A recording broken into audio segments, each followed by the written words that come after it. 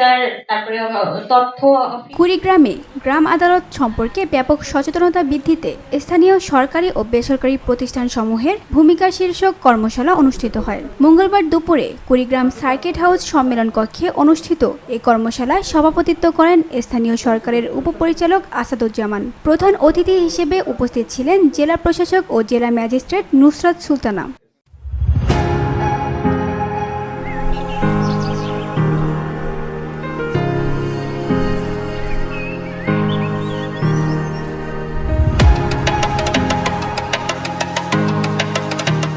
কর্মশালায় আরও উপস্থিত ছিলেন অতিরিক্ত জেলা প্রশাসক BM কুদরতি খোদা, সমাজসেবা অধিদপ্তরের উপপরিচালক হুমায়ুন কবির, গ্রাম আদালতের জেলা ম্যানেজার দৌলতুন্নেসা, যিনি পাওয়ার পয়েন্ট উপস্থাপন করেন। এছাড়া উপস্থিত ছিলেন বিভিন্ন প্রিন্ট ও ইলেকট্রনিক মিডিয়ার সাংবাদিকবৃন্দ, সরকারি বেসরকারি সংস্থার প্রতিনিধিরা এবং NGO কর্মীরা।